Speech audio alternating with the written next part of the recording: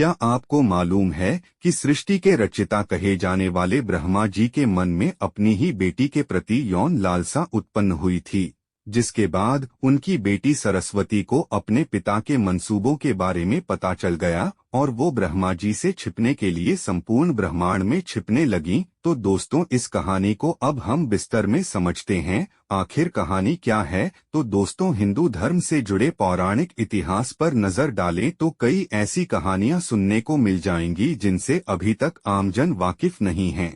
विस्तृत इतिहास होने की वजह से कुछ घटनाएं छूट जाती हैं तो कुछ नजरअंदाज कर दी जाती हैं।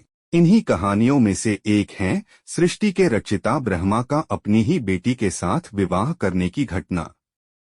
यह बात तो हम सभी जानते हैं कि त्रिदेव के हाथों में ही इस सृष्टि की बागडोर समाहित है। ब्रह्मा के पास सृष्टि की रचना का दायित्व है तो विष्णु के पास संरक्षण का, वहीं देवों के देव कहे जाने वाले महादेव शिव को विनाश का जिम्मा सौंपा गया है। इसी विनाश के बाद फिर से शुरू होता है सृजन का चक्र।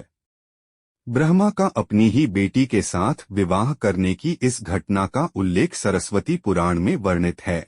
सरस्वती पुराण के अनुसार सृष्टि की रचना करते समय ब्रह्मा ने सीधे अपने वीर्य से सरस्वती को जन्म दिया था। इसलिए ऐसा कहा जाता है कि सरस्वती की कोई मां नहीं, केवल पिता ब्रह्मा थे। सरस्वती को विद्या की देवी कहा जाता है, लेकिन विद्या की यह देवी बेहद खूबसूरत और आकर्षक थीं कि स्वयं ब्रह्मा भी सरस्वती के आकर्षण से खुद को बचाकर नहीं रख पाए और उन्हें अपनी अर्धांगिनी बनाने पर विचार करने लगे। सरस्वती ने अपने पिता की इस मनोभावना को भांपकर उनसे बचने के लिए चारों दिशाओं में छिपने का प्रयत्न किया, लेकिन उनका हर प्रयत्न बेकार साबित हुआ। इसलिए विवश होकर उन्हें अपने पिता के साथ विवाह करना पड़ा। ब्रह्मा और सरस्वती करीब 100 वर्षों तक एक जंगल में पति पत्नी की तरह रहे। इन दोनों का एक पुत्र भी हुआ जिसका नाम रखा गया था स्वयंभू मनु। इसके उलट मत्स्य पुराण के अनुसार ब्रह्मा के 5 सिर थे। कहा जाता है जब ब्रह्मा ने सृष्टि की रचना की तो वह इस समस्त ब्रह्मांड में अकेले थे। ऐसे में उन्होंने अपने मुख से सरस्वती, सांध्य, ब्राह्मी को उत्पन्न किया। ब्रह्मा अपनी ही बनाई हुई रचना सरस्वती के प्रति आकर्षित होने लगे और लगातार उन पर अपनी दृष्टि डाले रखते थे। ब्रह्मा की दृष्टि से बचने के लिए सरस्वती चारों दिशाओं में छिपती रहीं, लेकिन वह उनसे नहीं बच पाईं। इसलिए सरस्वती आकाश में जाकर छिप गईं, लेकिन अपने 5वें सिर से ब्रह्मा ने उन्हें आकाश में भी खोज निकाला और उनसे सृष्टि की रचना में सहयोग करने का निवेदन किया। सरस्वती से विवाह करने के पश्चात सर्वप्रथम मनु का जन्म हुआ। ब्रह्मा और सरस्वती की यह संतान मनु को पृथ्वी पर जन्म लेने वाला पहला मानव कहा जाता है।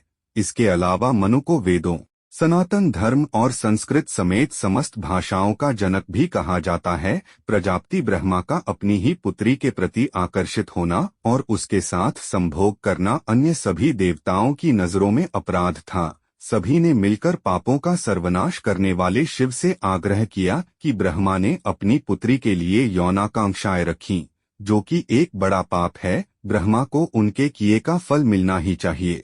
क्रोध में आकर शिव ने उनके 5वें सिर को उनके धड़ से अलग कर दिया था।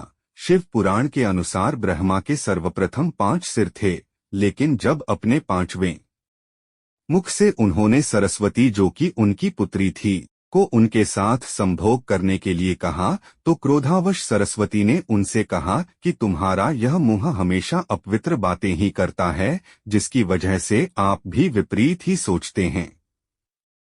इसी घटना के बाद एक बार भगवान शिव अपनी अर्धांगिनी पार्वती को ढूंढते हुए ब्रह्मा के पास पहुंचे तो 5वें सिर को छोड़कर उनके अन्य सभी मुखों ने उनका अभिवादन किया, जबकि 5वें मुख ने अमंगल आवाजें निकालनी शुरू कर दी। इसी कारणवश क्रोध में आकर शिव ने ब्रह्मा के 5वें सिर को उनके धड़ से अलग कर दिया। अगर दोस्तों आप भगवान में विश्वास रखते हैं तो इस चैनल को सब्सक्राइब जरूर करें। मिलते हैं आपसे नई वीडियो में।